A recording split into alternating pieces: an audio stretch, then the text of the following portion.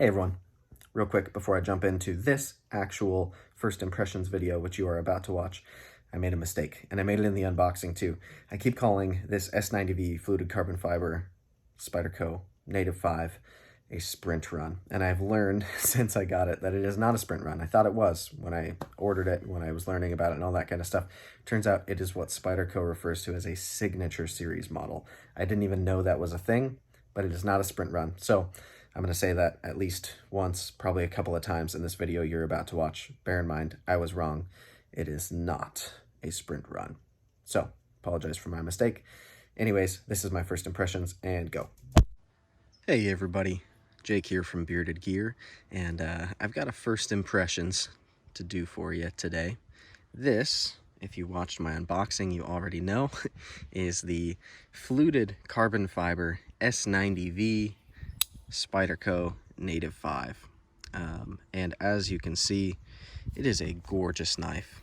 The way that this knife is built, the quality of it, might be the nicest Spyderco I've ever felt, including even knives like the Paysan or the Drunken, some of the really, really nice Taichung Spydercos.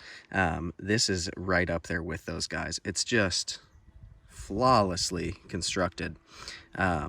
Now, if you've watched my unboxing, you'll know that this knife I got because largely of the recommendation of several people whose opinions in the knife realm I really respect. And I find that my taste often aligns with several people who have said that this is one of the nicest Spydercos and one of their favorites. Not just that it's nice, because I've handled plenty of nice knives that I didn't particularly want or feel like I needed, but this is one that most people who I've seen talk about it have said it's one of their favorite Spydercos, period. And so I just really wanted to get one in hand and experience one for myself.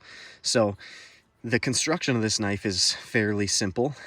We have no liners. It's just carbon fiber. You can hear it even sounds a little bit hollow. And then we, of course, have a backlock, which is my reason for never owning one of these before. I am just not a fan of backlocks. I never have been. I owned a handful in my youth, either because they were given to me or just because they're knives that I got for relatively inexpensive and didn't really have like a defined taste in knives. I just thought sharp things were cool when I was a kid. But yeah, this is my first backlock that I have purchased as an adult, and this one's not cheap either. This knife retails for $250. It is definitely on the more expensive end of the spectrum for Golden, Colorado, US made Spydercos. I apologize, I'm swatting flies over here behind the camera, but this yeah, this knife is certainly not cheap, even by Spyderco standards, and I think now that I've had the knife in hand, and even before so, just based on the materials that this knife is offered in, it kind of makes sense. This one is a sprint run. It's not a regular production Native 5, and for Spyderco to be using solid carbon fiber construction, which if you look inside, you can see the kind of traditional weave. This legitimately is solid carbon through and through, and then to be using S90V, which is an absolutely indisputably premium knife steel. It has fantastic edge retention, and it's got pretty good toughness. It's okay on stainlessness from what I understand. I'm not a knife steel expert, so if you want to see real kind of facts and figures on this knife steel, then there are plenty of other YouTubers who can give you way more information. People like Pete from Cedric and Ada, or Gerald from Outpost 76. I think Tom from Tom Hosang Outdoors has done some S90V testing and stuff like that. Jason from the Millie PM2 Para 3 Club, also same name on YouTube. He's better at like metallurgy than I am. But from the charts that I have read and the figures I've seen on S90V, it is absolutely a premium offering. I think now that I'm really thinking about it, this might be my first knife that I have owned in S90V blade steel. So I'm excited to kind of see what it's made of. This, frankly, I guess I should say real quick as well, is not going to be a hard user knife for me. Just because of its size, material construction, kind of the prettiness of it. But I think mostly, really, its size. This isn't a knife that I'm going to like beat on outdoors. This is a pretty small EDC knife for me. I lately have been on a big knife kick, but even before owning some of the big knives that I own now, this still would have been a small EDC knife for me. This is something that I will carry probably as a secondary, not even as a primary. Right now I've still got the factory clip on it. I'll probably be swapping a deep carry clip onto here just because that is my preference, but this one carries pretty well with it. Does leave a lot sticking out of the pocket. I assume part of that is lanyard, hole placement, etc.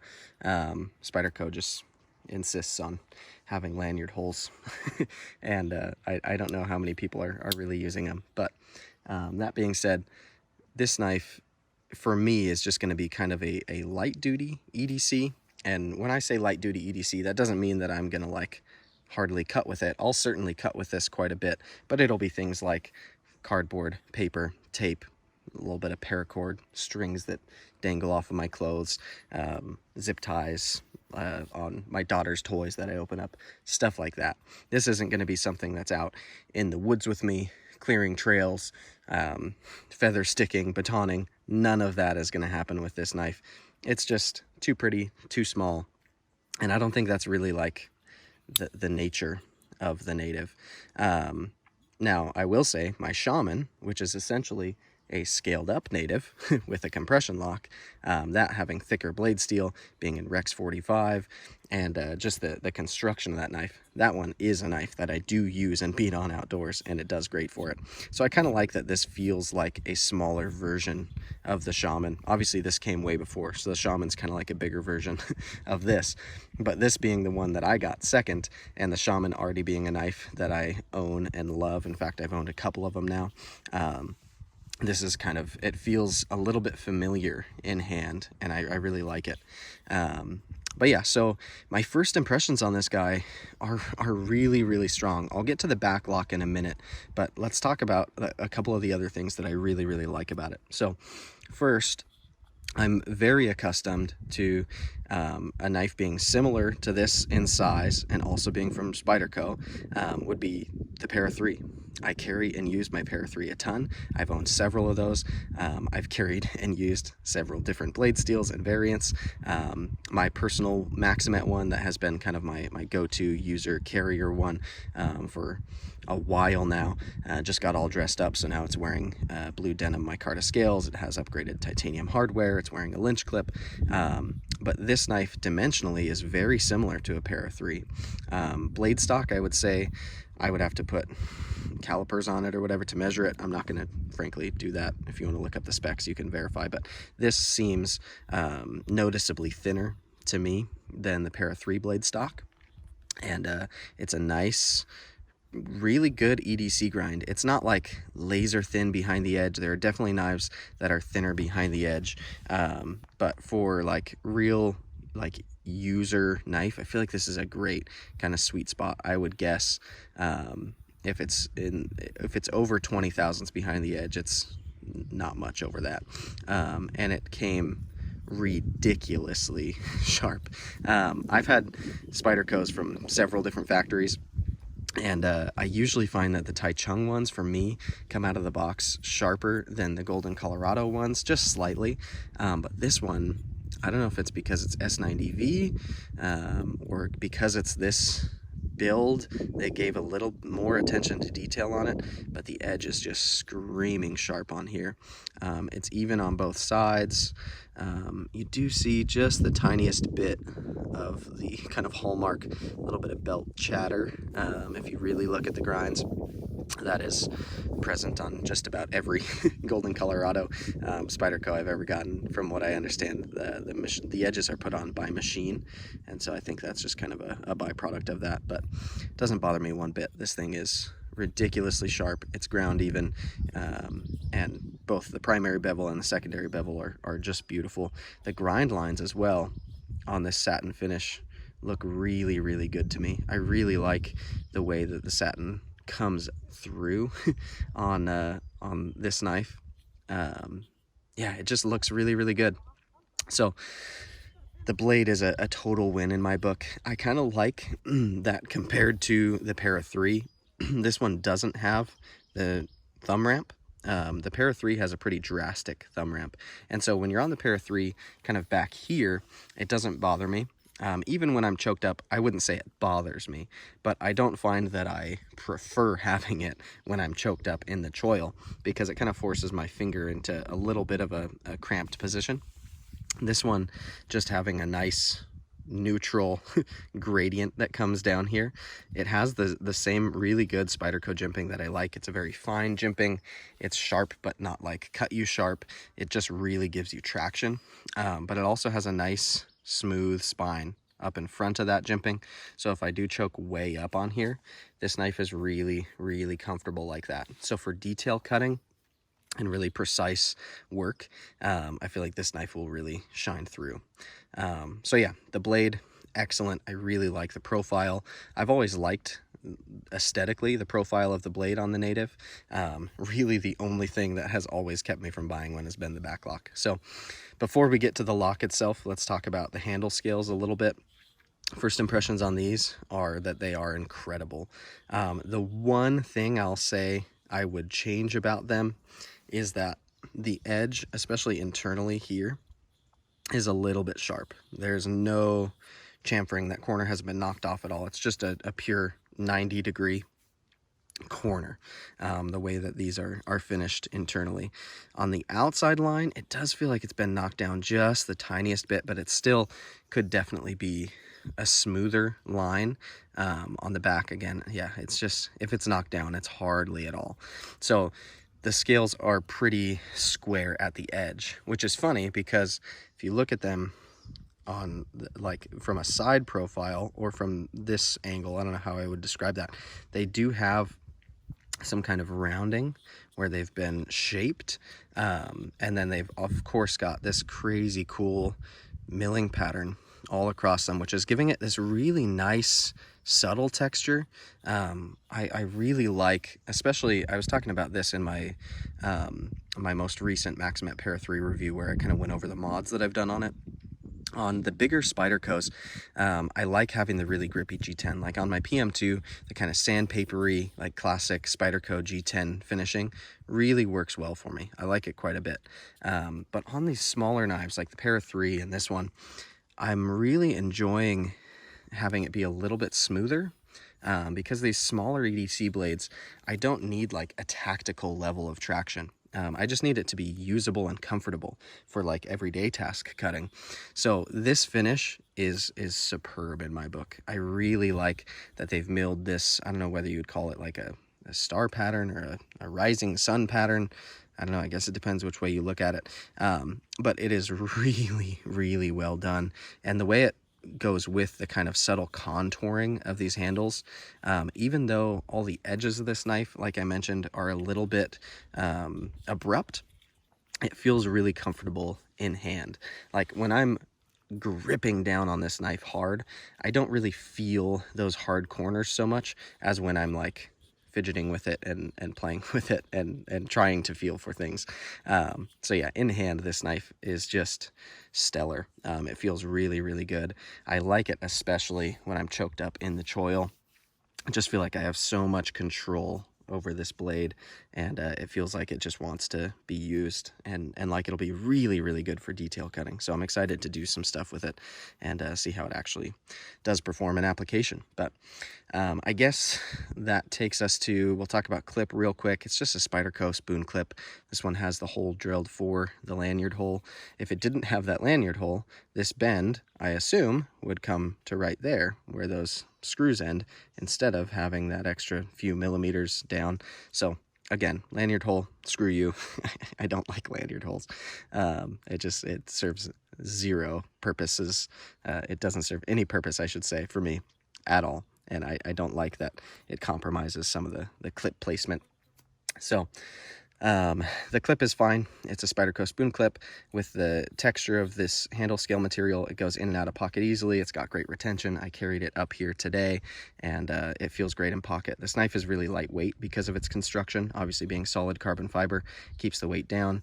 Being a backlock does add to the weight, but overall, it's a very light knife. I would say it feels lighter than my Para 3, and it's slimmer than my Para 3. I noticed that as well when I put it in pocket. So yeah, the pocket clip is serviceable. It'll work. It's probably going to get a deep carry clip like I mentioned. And then these scales are fantastic. The blade is excellent. The hardware is really nice on here.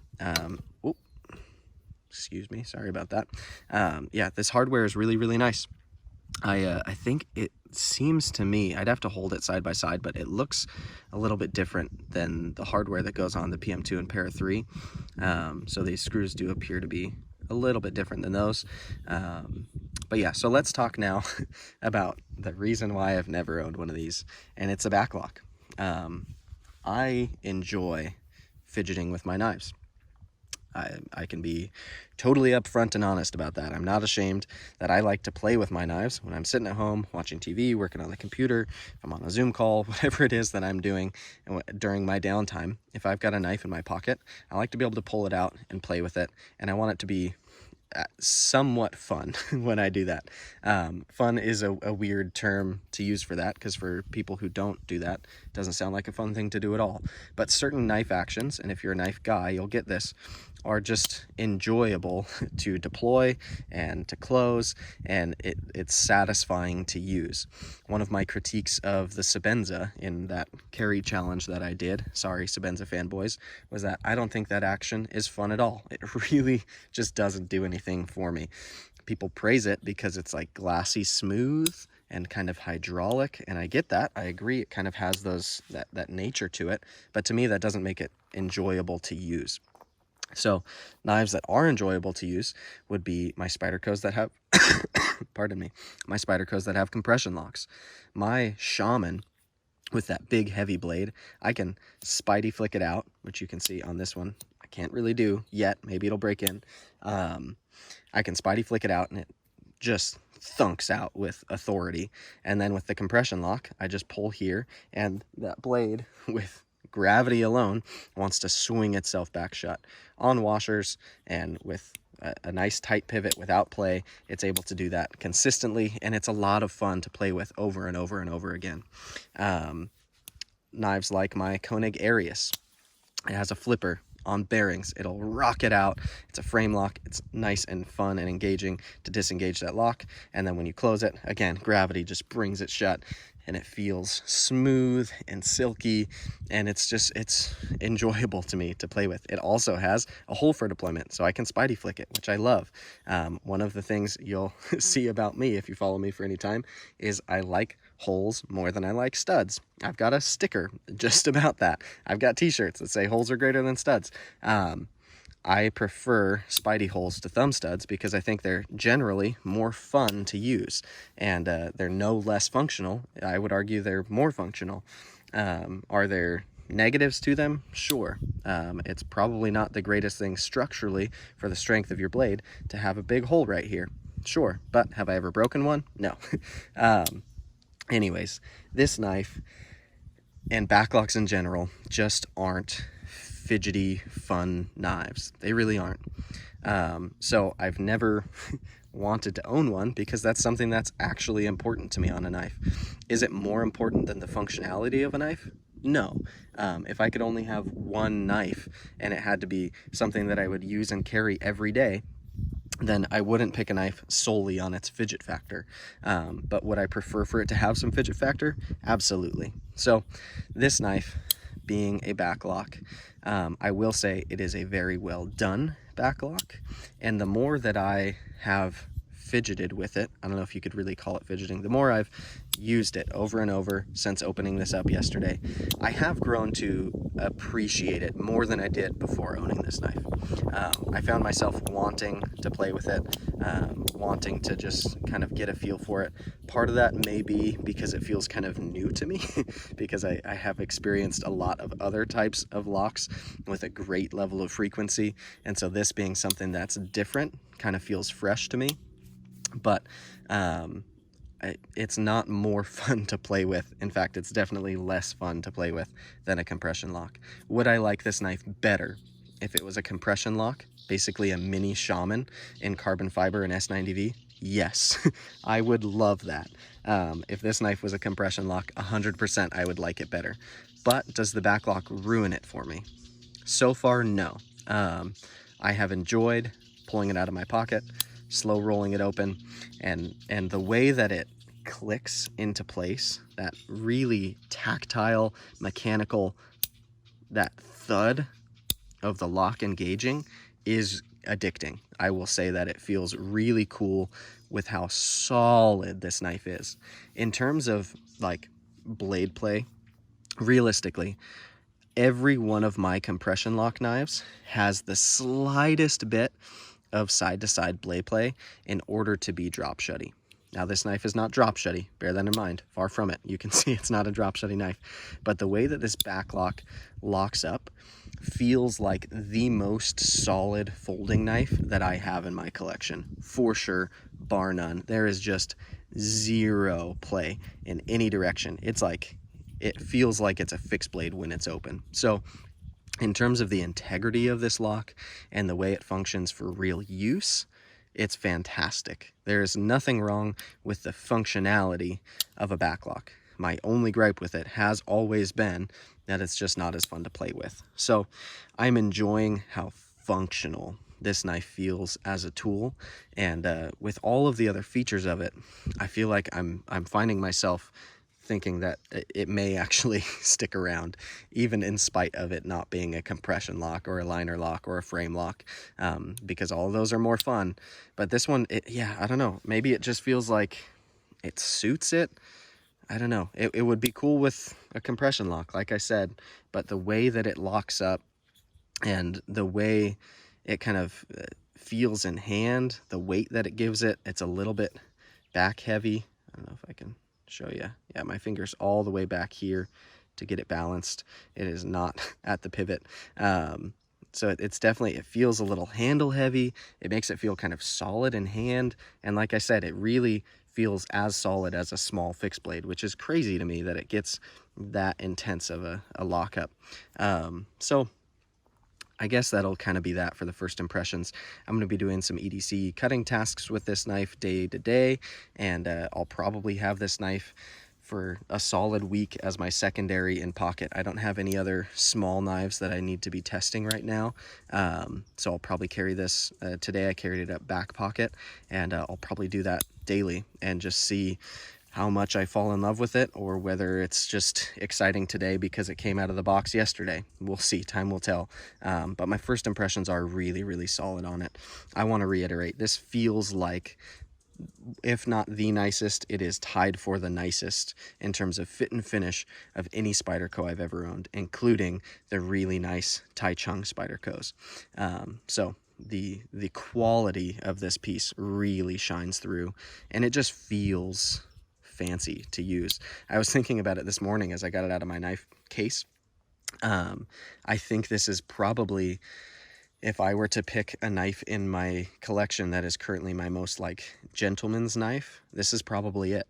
I think the size is perfect to be argued it's a gentleman's carry. Sorry, keep doing that. I think the way that this carbon fiber is finished is probably the most gentlemanly handle scale material that I have in my collection. I think the back lock kind of makes it seem a little bit like old-timey and non-scary, which I don't think gentlemen's knives should appear tactical or scary. So yeah, I think overall the finishing, the materials, the way this knife has all come together, this is probably, and I didn't really mean to be buying a gentleman's knife per se, this is probably my most gentlemanly knife. Like if I'm going to put on my suit and go to church or a wedding or any kind of fancy occasion, this is the knife that would probably make most sense for me to put in my pocket. So take that for what it's worth. It's really fancy as Spydercos go, especially American-made Spydercos. Yeah, it's gorgeous. It's a fun knife. So there you have it. That'll be my first impressions. I've rambled for over 20 minutes now, so I'm sure that's plenty of first impressions for you. There will be a lot more to come when I do the full review on this guy. And yeah, thanks for checking it out with me. I'm really looking forward to seeing what she's made of.